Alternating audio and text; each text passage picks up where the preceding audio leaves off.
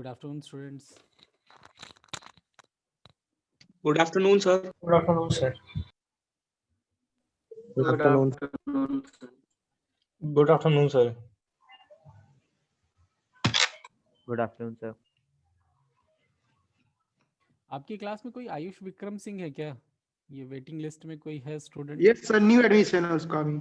New है? Yes, sir. New admission नहीं sir, Yes, sir. EC का है सर, ट्रांसफर है। बैच चेंज कराया सर। ठीक ठीक ठीक। हाँ, क्योंकि लिस्ट में हमारे पास नाम नहीं है और हमें लगा पता नहीं गलती से आ रहा है क्या कोई।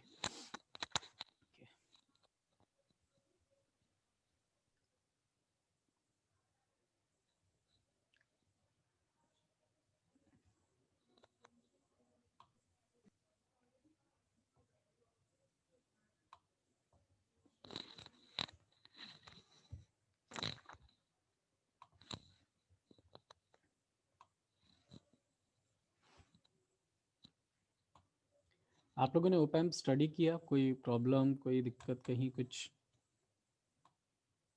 न्यूमेरिकल सॉल्व किए?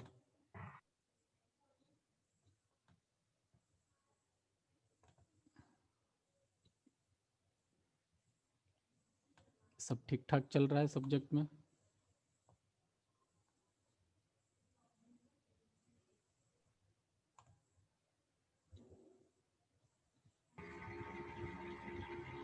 सर ये आइडियल कैरेक्टरिस्टिक्स हैं सर, ये लिखने को आते हैं कि सिर्फ मतलब पूछता है कि इन्फिनिटी होगा बैंडविड्थ की, जैसे पूरा पूछता भी है? नहीं, ये कैरेक्टरिस्टिक्स लिखने के लिए ही आते हैं। डायरेक्ट आपको इसी तरह से पूरी लिस्ट लिखनी होती है कि input impedance infinite, output impedance zero, gain infinite, इस तरह से सिर्फ लिखने के लिए आते हैं कैरेक्टरिस्टिक्स। इसके अलावा कोई एक्सप्लेनेशन इसका नहीं रहता है। Okay sir. तो इंटीग्रेटर डिफरेंशिएटर तो हम लोगों ने डिस्कस कर लिया और आईओटी भी पूरा स्टडी कर लिया है। तो जो दो चीज़ें बची हुई हैं वो आपके differential and common mode operation और एक कंपरेटर, ये दो चीज़ें जो है रिमेनिंग है आपके इसमें। तो वो हम लोग आज कर लेते हैं।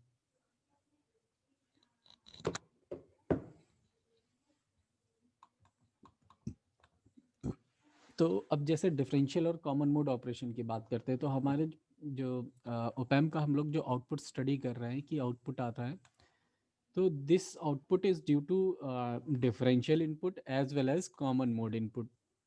एंड हम जो कॉमन मोड इनपुट्स की बात करते हैं कि हमारे पास में जो एम्पलीफायर है, एम्पलीफायर के दोनों इनपुट्स में जो सेम सिग्नल हम अप्लाई करते हैं, तो इन दैट केस हम कहते हैं कि op-amp is working in common mode operation.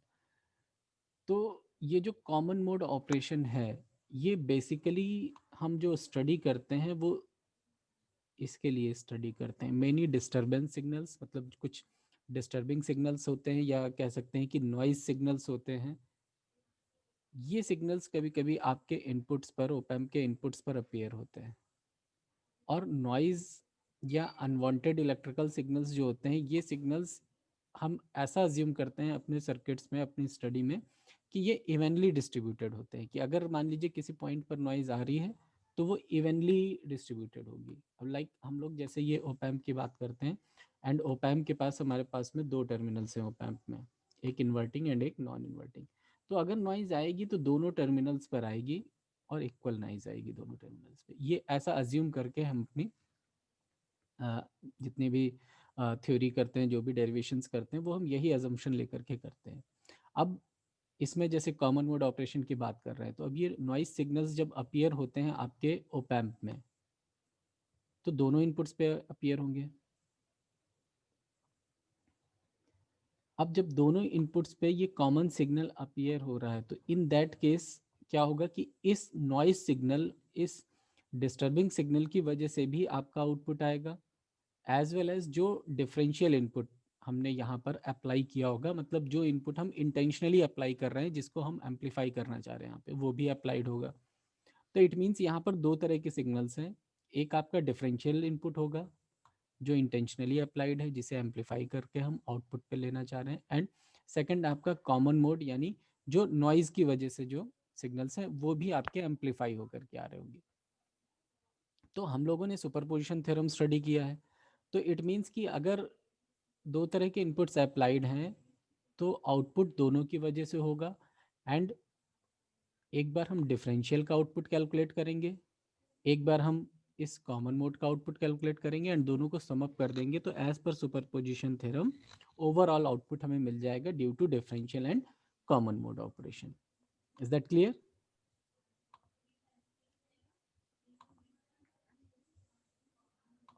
And अब ये जो नॉइज सिग्नल्स हैं हमारे पास में, क्योंकि ये अनवांटेड सिग्नल है, तो हमें हमारी जो रिक्वायरमेंट है यहाँ पर ऑपरेशनल एम्पलीफायर में वो ये है कि हमारा ओप एम्प इस तरह का डिज़ाइन होना चाहिए सच दैट कि जो भी कॉमन सिग्नल ये आ रहा है ये सिग्नल रिजेक्ट होना चाहिए बाय द डिफरेंशियल एम्पलीफायर, क्योंकि ये नॉइज जो है ये हमें आउटपुट पे नहीं चाहिए। हमें क्या चाहिए? हमें सिर्फ और सिर्फ डिफरेंशियल इनपुट जो अप्लाइड है उसकी वजह से जो आउटपुट आ रहा है सिर्फ वो आउटपुट चाहिए। एंड नॉइज की वजह से अगर कोई नॉइज सिग्नल्स आ रहे हैं इनपुट पे तो this signal must be rejected, और इसी एबिलिटी को, रिजेक्शन की एबिलिटी को ही CMRR कहते हैं, कॉमन मोड रिजेक्शन रेशियो, कि अगर कोई कॉमन सिग्नल इस तरह का अप्लाई हो रहा है तो ओप एम्प उसको रिजेक्ट कर दे।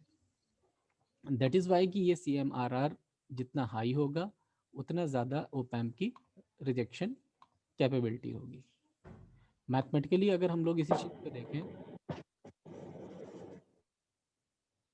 तो CMRR का फॉर्मूला तो हम लोगों ने स्टडी किया है कि CMRR is equals to differential gain upon common mode gain, और इसी को अगर हम dB में कैलकुलेट करना चाहें तो we will take 20 log of the differential gain upon common mode ratio. तो इसका जब हम 20 लॉग ले लेंगे तो हमें dB में भी वैल्यू मिल जाएगी, क्योंकि समटाइम्स आप अगर न्यूमेरिकल्स करेंगे तो there must be a possibility कि आपको वैल्यूज dB में गिवन हो या आंसर dB में आपसे पूछा जाए, तो आपको दोनों तरह से सॉल्व करना आना चाहिए। अगर नॉर्मल वैल्यूज गिवन है, नॉर्मली वैल्यूज को कैलकुलेट कर लीजिए एंड देन उसका 20 लॉग ले लीजिए, कैलकुलेटर से इजीली आप आंसर कैलकुलेट कर लेंगे।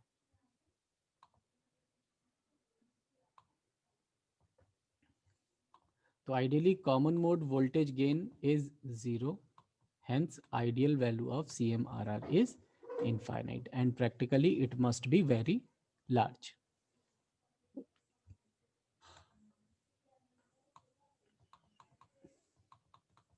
अब जैसे कि हम आउटपुट वोल्टेज की बात कर रहे थे कि जो आउटपुट वोल्टेज होगा वो आपके डिफरेंशियल इनपुट की वजह से भी होगा और कॉमन मोड इनपुट की वजह से, दोनों की वजह से आउटपुट आएगा। मींस एक बार हम VID की वजह से आउटपुट कैलकुलेट करेंगे तो दो आउटपुट्स कैलकुलेट करेंगे, एक V01 कैलकुलेट करेंगे and it will be equals to V01 upon हम VID लिख लेते हैं, ठीक। तो this will be equals to A of ID, ठीक। अगर हम सिर्फ डिफरेंशियल की बात कर रहे हैं तो एक बार हम ये डिफरेंशियल की वजह से कैलकुलेशन करेंगे, सेकंड टाइम हम कॉमन मोड की वजह से कैलकुलेशन करेंगे। तो इन दैट केस क्या होगा, हम मान लेते हैं सेकंड आउटपुट हमारा V02 है एंड अपॉन में हमारा जो इनपुट होगा वो क्या होगा, कॉमन मोड वाला second input, and it will be equals to ACM। और इन दोनों इक्वेशन से जब हम V01 एंड V02 की वैल्यूज कैलकुलेट करेंगे तो क्या आ जाएगा, AID VID आ जाएगी V01 की वैल्यू एंड ACM VCM आ जाएगी V02 की वैल्यू। एंड जब ओवरऑल आउटपुट कैलकुलेट करेंगे तो V output equals to V01 plus V02 and that will be equals to AID VID plus ACM into VCM। तो इस तरह से हमारे पास में जो आउटपुट आ रहा है that is the sum of differential output and common mode output. अब यहाँ से अगर हम इसी आउटपुट को CMRR के टर्म्स में लिखना चाहें तो हम क्या कर सकते हैं, इस टर्म को, फर्स्ट वाले टर्म को कॉमन ले लें एंड हमारा फॉर्मूला थोड़ा सा चेंज हो जाएगा, फर्स्ट टर्म 1 हो जाएगा, सेकंड टर्म में डिनोमिनेटर में AID VID आ जाएगा। एंड इन दोनों टर्म्स को अगर हम देखेंगे ACM अपॉन AID, तो CMRR क्या होता है, CMRR इज इक्वल्स टू होता है AID अपॉन ACM, तो हम इसको 1 अपॉन CMRR लिख सकते हैं। तो इस तरह से हम इस आउटपुट को CMRR के टर्म्स में भी लिख सकते हैं। अब अगर हम कॉमन मोड इनपुट की बात कर रहे हैं तो जो इनपुट में कॉमन मोड अप्लाइड है उसको हम रिप्रेजेंट करते हैं V1 प्लस V2 अपॉन 2 से, और जो डिफरेंशियल इनपुट अप्लाइड होता है उसे हम V1 माइनस V2 से रिप्रेजेंट करते हैं। अब इन्हीं दोनों वैल्यूज से हम अपना डेरिवेशन करके ये देख लेंगे कि क्या आउटपुट सच में ऐसा आ रहा है या नहीं आ रहा है।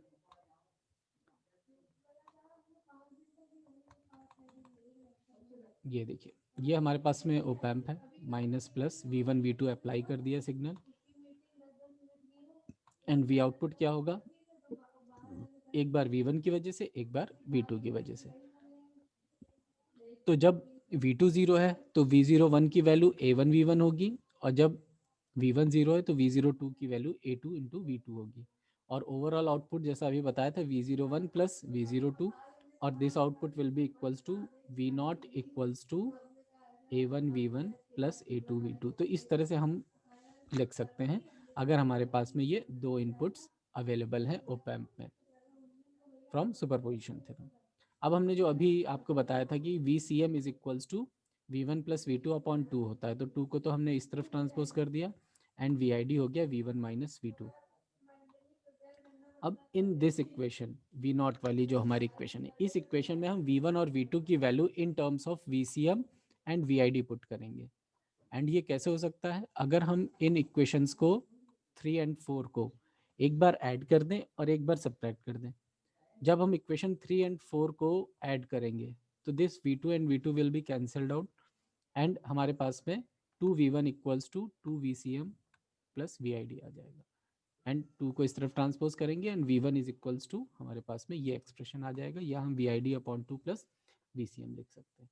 सिमिलरली हम इन 3 एंड 4 इस इक्वेशंस को हम सब्ट्रैक्ट करेंगे, V1 will be cancelled out and V2 की वैल्यू कैलकुलेट कर लेंगे, नॉर्मल जैसे हम लोग जो है दो वेरिएबल्स की इक्वेशन सॉल्व करते हैं।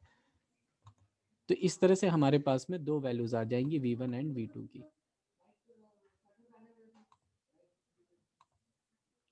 तो इक्वेशन नंबर 5 में V1 आ गई, और दिस इज इक्वेशन नंबर 6, ठीक है, मिसप्रिंट हो गया। इक्वेशन नंबर 6 में हमें V2 की वैल्यू मिल गई। इन दोनों वैल्यूज को जब हम उस V0 वाली इक्वेशन में पुट करेंगे तो हमें क्या मिल जाएगा, A1, और ये हो गई V1 की वैल्यू, A2, और ये हो गई V2 की वैल्यू। तो ये हमें इस तरह से वैल्यूज मिल गई। नाउ हम क्या करेंगे, हम ब्रैकेट्स ओपन कर देंगे इस इक्वेशन में, V0 वाली इक्वेशन में। ब्रैकेट्स ओपन करने के बाद में हम VID वाले टर्म्स को एक साथ पुट कर लेंगे और VCM वाले टर्म्स को एक साथ पुट कर लेंगे। ये VID ही है, आई यहाँ पर छूट गया है, ठीक है। तो इस तरह से हम अपनी इक्वेशन को रीअरेंज करेंगे and we will get VID upon 2 और ब्रैकेट में A1 minus A2, and second term में VCM कॉमन आ जाएगा और A1 प्लस A2 आ जाएगा। तो ये थोड़ा सा इक्वेशंस हमारी रीअरेंज हो जाएंगी। एंड नाउ ये हमारा A1 माइनस A2 अपॉन 2 और A1 प्लस A2, इसको हम क्या लिख सकते हैं, एक हमारा गेन हो जाएगा AID यानी डिफरेंशियल गेन, और एक हो जाएगा कॉमन मोड गेन। तो A1 माइनस A2 अपॉन 2 को हम कहते हैं डिफरेंशियल गेन, और A1 प्लस A2 को हम कहते हैं कॉमन मोड गेन। एंड जब ये ACM एंड AID वैल्यूज इस ऊपर वाले इक्वेशन में हम लोग पुट करेंगे तो we will get V0 equals to AID VID plus ACM VCM। तो ये इस तरह से हम इसको प्रूफ कर सकते हैं कि हमारा जो आउटपुट वोल्टेज है that is the sum of the differential output and common mode output.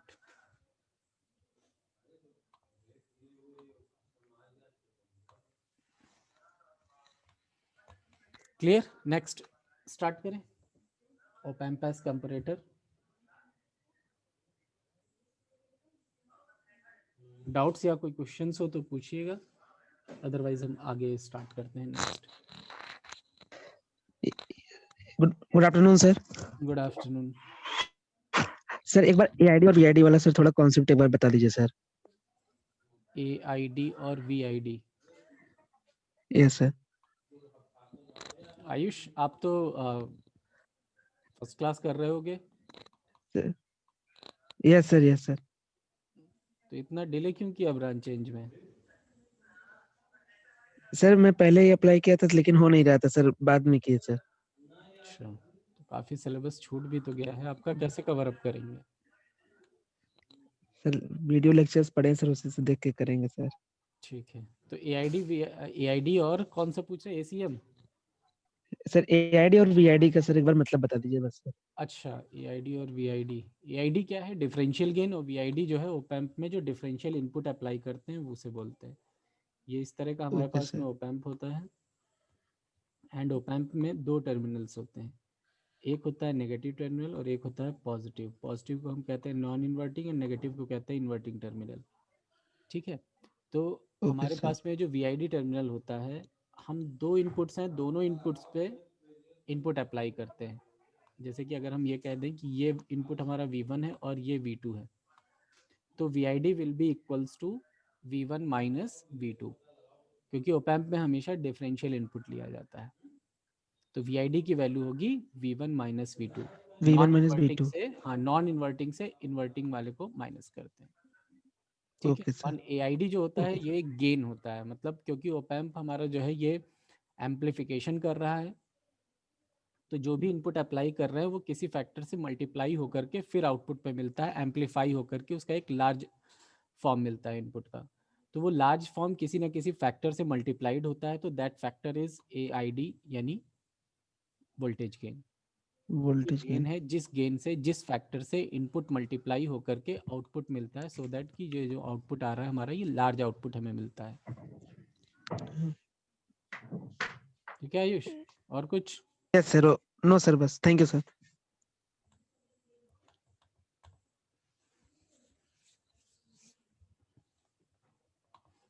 और नेक्स्ट कंपरेटर स्टडी करेंगे, एंड कंपरेटर से पहले एक थोड़ा सा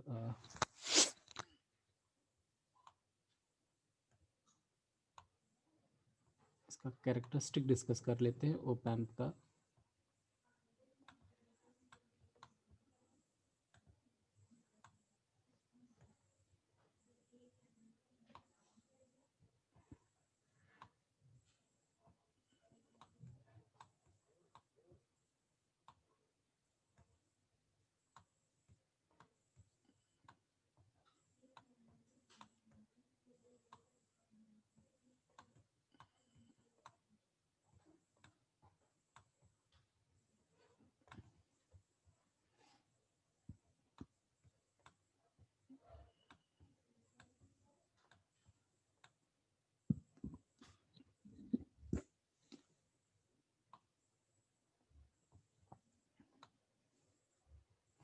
अब हम आप लोगों को बताने जा रहे हैं transfer curve of op amp. Sir कोई वेटिंग रूम में है सर, इन कर लीजिए सर। वेटिंग रूम आपको दिख रही है कहीं? एक मिनट, हमें तो कोई नहीं दिख रहा वेटिंग रूम में। आप लोगों को भी तो वेटिंग लिस्ट दिखती होगी।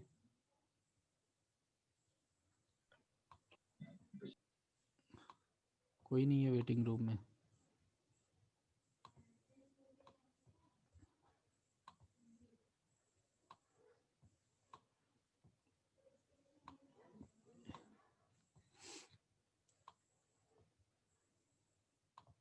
तो अब हम स्टडी करेंगे transfer curve of op amp. मतलब अगर हम इनपुट वोल्टेज अप्लाई कर रहे हैं तो उसके अकॉर्डिंग आउटपुट वोल्टेज में किस तरह से चेंज हो रहा है। तो हम लोग जो अभी तक पढ़ते आए हैं, V output equals to gain, हम नॉर्मल ए लिख लेते हैं, and multiplied by V input. ठीक है, इस तरह से हमारी इक्वेशन होती है, V output equals to A into V I. इस इक्वेशन को अगर आप y equals to M X plus C से कंपेयर करें, M X plus C, mathematics में आप लोगों ने बहुत यूज़ की होगी इस इक्वेशन को, और ये एक लीनियर इक्वेशन है, स्ट्रेट लाइन की इक्वेशन है। और अगर, स्लोप निकालने के लिए सर। हाँ, अगर ओरिजिन से पास हो रहा होता है तो उस केस में सी की वैल्यू जो है वो ज़ीरो हो जाती है। तो यहाँ पर जब हमारा इनपुट ज़ीरो होगा तो आउटपुट भी ज़ीरो होगा, तो इट मीन्स ये आपके ओरिजिन से पास होगी। अब अगर y equals to M x से हम इसको कंपेयर करें तो a आपका क्या हो गया, m यानी स्लोप, एंड vi हमारा इनपुट है जो कि x से डिनोटेड होता है। तो हमने देखिए vi को x एक्सिस में लिखा है, v आउट को y एक्सिस में लिखा है, एंड a जो होगा वो स्लोप होगा, और ये इस तरह का स्लोप बनता है। क्योंकि स्ट्रेट लाइन है तो इसी तरह स्ट्रेट लाइन बनेगी, ऐसे ही नेगेटिव में भी स्ट्रेट लाइन बनेगी। तो जैसे जैसे हम इनपुट वोल्टेज को इंक्रीज करते हैं वैसे वैसे ही हमारा ये आउटपुट वोल्टेज लीनियरली इंक्रीज होता है। बट इस इंक्रीमेंट की एक लिमिट होती है, उस लिमिट के बियॉन्ड ये वैल्यू नहीं इंक्रीज होती है। इस वैल्यू को कहते हैं सैचुरेशन वोल्टेज, वी सैचुरेशन। इसी तरह से नेगेटिव में भी ये वैल्यू एक मैक्सिमम वैल्यू तक इंक्रीज होती है जिसे कहते हैं माइनस वी सैचुरेशन।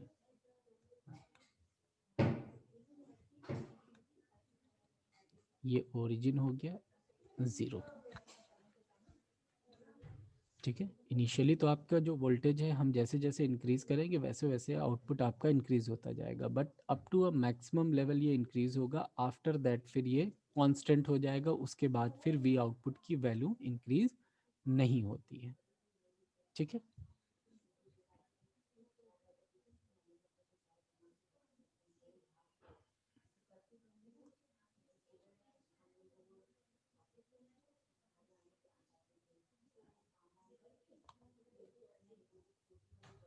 अब हम कंपैरेटर में आ जाते हैं, कंपैरिजन में।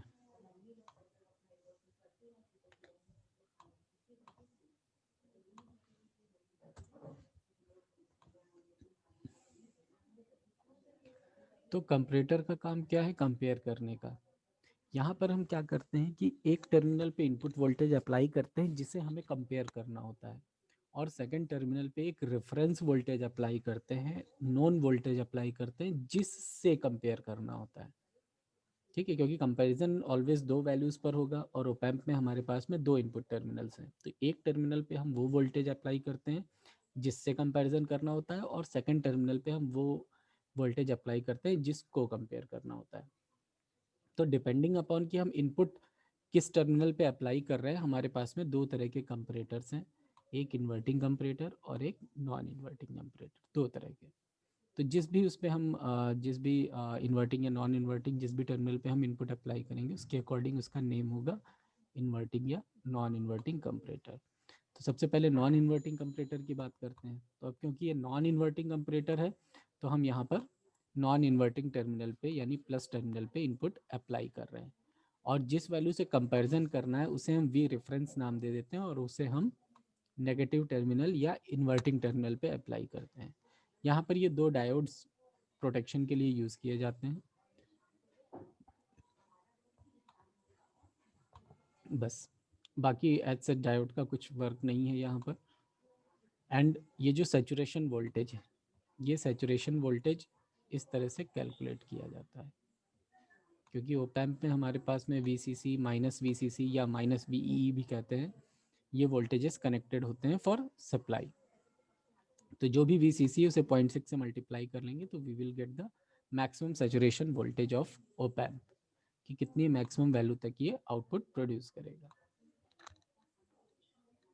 तो इस तरह का कॉन्फ़िगरेशन हमारा हो गया। अब यहाँ पर क्या होगा कि हम सीधे वेवफॉर्म आप लोगों को शो कर देते हैं।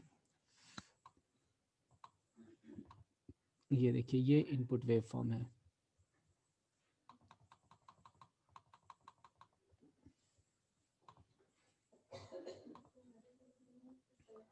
तो इनपुट वेवफॉर्म हमारी ये साइन वेव हो गई। इस तरह से इनपुट अप्लाई करेंगे, और जो रेफरेंस वैल्यू है वो आपकी reference value fix DC value होती है, फिक्स वोल्टेज होता है, वो आपका ये है, उसका लेवल यहाँ शो किया गया। तो हम पॉजिटिव रेफरेंस वैल्यू अप्लाई कर रहे हैं इस टाइम पर, एंड ये ग्राफ हमारे पास में है।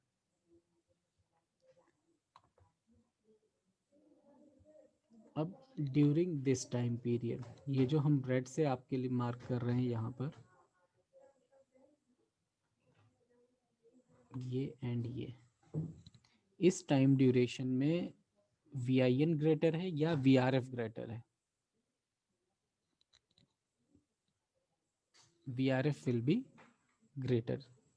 ये जो रेड से हमने मार्क किया है, ये इनपुट वैल्यू को जो मार्क किया है, क्योंकि Vin ऑलवेज चेंजिंग नेचर का होगा और ये चेंज होता रहेगा, 0 से इंक्रीज होगा, स्टार्ट होगा, और इंक्रीज होते होते पीक वैल्यू तक जाएगा, पीक वैल्यू से डिक्रीज होकर के 0, फिर नेगेटिव में पीक पे जाएगा, एंड फिर 0 होगा, फिर पॉजिटिव पीक, फिर 0, फिर नेगेटिव पीक, इस तरह से। तो अब क्योंकि VIN चेंजिंग नेचर में है तो इसकी वैल्यू VIN की कभी VRF से कम होगी, कभी VRF से ज़्यादा होगी। तो जो रेड लाइन से मार्क किया है इस ड्यूरेशन में VRF की वैल्यू ग्रेटर है, और जो ये ग्रीन से मार्क कर रहे हैं इस ड्यूरेशन में VRF की वैल्यू कम है। VREF, V reference value is less than VIN for green color। और जब हम रेड कलर की बात कर रहे हैं तो V reference value is greater than VIN। अब हम सैचुरेशन मोड में जो ऑपरेशन हो रहा है उसकी बात करते हैं। तो क्या होगा जब V रेफरेंस की वैल्यू ग्रेटर है? V रेफरेंस हमने किस पे अप्लाई कर रखा है? माइनस टर्मिनल पे, इन्वर्टिंग टर्मिनल पे। तो जब V रेफरेंस की वैल्यू ग्रेटर होगी तो उस केस में जो आउटपुट आएगा वो माइनस V सेट आएगा। और जब VIN की वैल्यू ग्रेटर होगी यानी नॉन इन्वर्टिंग टर्मिनल की वैल्यू ग्रेटर होगी तो उस टाइम पर वैल्यू पॉजिटिव V सेट आएगी। इसी तरह से अगेन ये जब VREF ज़्यादा है तो माइनस सेट और ये प्लस सेट। तो इस तरह से ये आउटपुट हमारा ओपैम्प का आएगा। तो ये आउटपुट जो है प्लस V सेट ये शो कर रहा है कि input voltage is greater than V reference, और माइनस V सेट ये शो कर रहा है कि input voltage is less than V reference. और इसको हम अगर इन वैल्यूज को ज्वाइंट कर देंगे इस तरह से तो we will get a square wave form, यानी आइदर आउटपुट की वैल्यू पॉजिटिव होगी आइदर या नेगेटिव होगी। तो इस तरह से हम आइडेंटिफाई कर सकते हैं कि, या ये कह सकते हैं हम कंपैरिजन कर सकते हैं कि कौन सी वैल्यू ग्रेटर है और कौन सी वैल्यू स्मॉलर है। सिमिलरली जब हम माइनस V रेफरेंस अप्लाई करेंगे in the same terminal, inverting terminal, तो इन दैट केस ये जो लाइन है ये लाइन आपकी ओरिजिन वाली लाइन से नीचे की तरफ आ जाएगी। अब इस केस में हमारे पास में जो V इनपुट कम है जिस रेंज में, वो रेंज सिर्फ इतनी बचेगी और एक ये लाइन बचेगी। रेस्ट जितना भी एरिया है उस केस में VIN की वैल्यू ज़्यादा है, ग्रीन कलर। तो V सेट प्लस वाली रेंज आपकी ये हो गई और माइनस वाली रेंज ये हो गई। तो इस तरह से प्लस V सेट और माइनस V सेट में ओपैम्प का आउटपुट लाई करता है, एंड वी कैन आइडेंटिफाई कि which of the input is greater और स्मॉलर। एंड सेम थिंग आपके नेक्स्ट जो इन्वर्टिंग कंपैरेटर है उसमें हो जाएगी।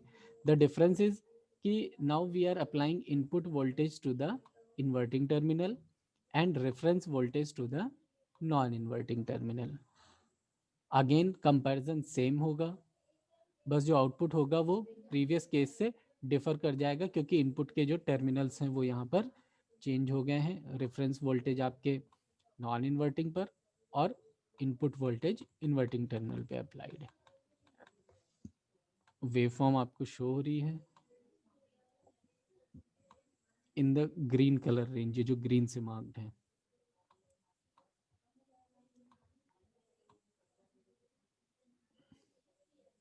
V रेफरेंस की वैल्यू ज़्यादा है, and now in this case जब V रेफरेंस ज़्यादा है output is plus V set, and in case VIN ज़्यादा है यानी इस रेंज में marked with red colour, output will B minus V set. इसको ज्वाइन कर देंगे तो इस तरह की स्क्वायर वेव फॉर्म हमें मिल जाएगी। तो हम यहाँ पर भी इजीली आइडेंटिफाई कर सकते हैं। वर्किंग सेम है, जैसी वर्किंग प्रीवियस केस में लिखी हुई है सेम वर्किंग आपकी इसमें भी होगी, बस बहुत ही स्लाइड सा डिफरेंस है। कोई क्वेश्चंस हो तो पूछिए।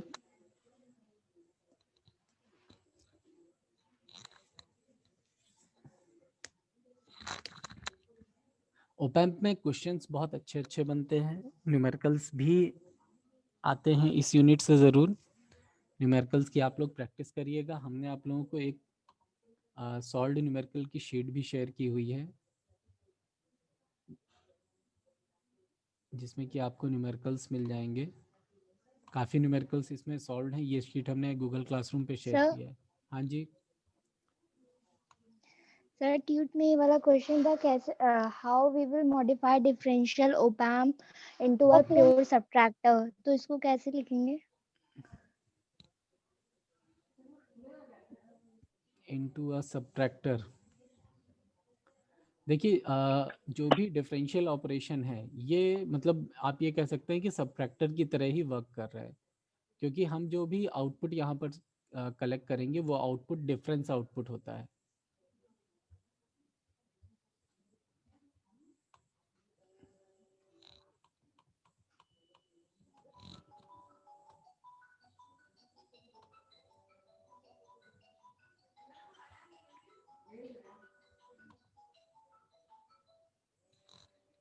जस्ट मिनट, 1 मिनट होल्ड करिएगा, कॉल आ रही है।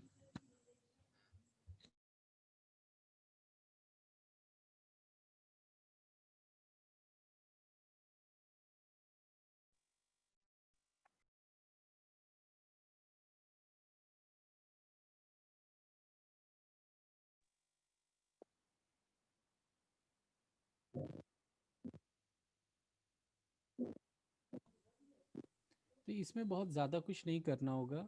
अगर हमें इसको सबट्रैक्टर की तरह यूज़ करना है, या ये कह सकते हैं डिफरेंस एम्पलीफायर की तरह यूज़ करना है सबट्रैक्शन के लिए, तो हमें यहाँ पर फीडबैक कनेक्शन करना होगा। क्योंकि कंपैरेटर में आप देख रहे हैं कि यहाँ पर कोई भी फीडबैक कनेक्शन नहीं है, जो हम लोग ये वाला फीडबैक कनेक्ट करते थे इस तरह से, रेजिस्टेंस इस तरह से। अगर हम एक फीडबैक रेजिस्टेंस कनेक्ट कर देंगे तो it will act as subtractor. आप खुद ही देख लीजिए किस तरह से वर्किंग होगी। हाँ प्रयाग बताइए।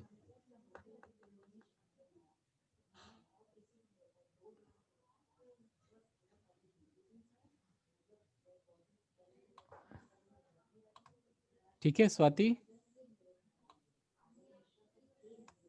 Yes sir.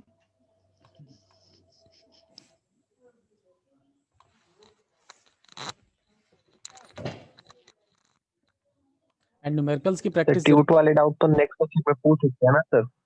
नेक्स्ट, हाँ अभी तो लेक्चर है 1-3 का, तो लेक्चर है ही ट्यूट का। कल 1-4 का भी Yes, लेक्चर sir, है, तो ट्यूट आप का। लोग डाउट्स उसमें भी Yes, पूछ sir. सकते हैं। अभी पूछना चाहे अभी ओके थैंक यू। टाइम है क्लास में, कोई दिक्कत नहीं। सर नेक्स्ट वाले में पूछेंगे, अभी सर कंटिन्यू कर दीजिए पढ़ाना। ठीक है ठीक है, नहीं अब हो गया, क्योंकि मेरी तरफ से तो हमने सब कुछ आई थिंक कवर अप कर लिया है। आप लोग भी देख लीजिए, अगर कोई चीज़ छूटी हुई या कुछ रह गया होगा तो उसको आगे के सेशंस में कर लेंगे, या ट्यूट सेशंस में कंप्लीट कर लेंगे, क्योंकि यूनिट के जितने भी टॉपिक्स थे वो हम कवर कर चुके हैं आपके लेक्चर्स में।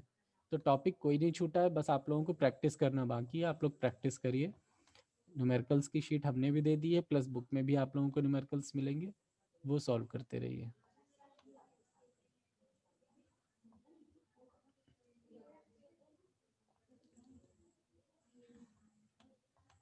न्यूमेरिकल्स में कहीं कोई प्रॉब्लम हो तो आप लोग पूछ लीजिए, व्हाट्सअप कर दिया करिए प्रॉब्लम्स को। अगर व्हाट्सअप पे सोल्यूशन बता पाएंगे तो व्हाट्सअप पे बता देंगे, नहीं तो हम क्लास में डिस्कस कर लेंगे। क्योंकि कभी कभी कुछ प्रॉब्लम्स ऐसी होती है जो कॉमन होती है, तो अगर क्लास में डिस्कस हो जाएंगी तो सभी के डाउट्स क्लियर हो जाएंगे।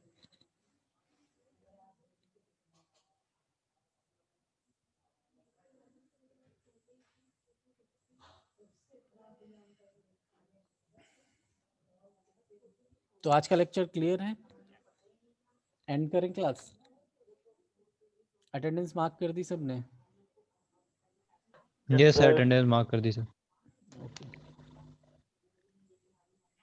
ठीक है, तो फिर हम ये अपनी क्लास एंड कर रहे हैं। ठीक है, नेक्स्ट क्लास में सर फिर आगे स्टार्ट करेंगे। ठीक है sir. Okay, thank you. Thank you. ठीक, Thank you, thank sir. You sir. Thank you, sir. Thank you sir.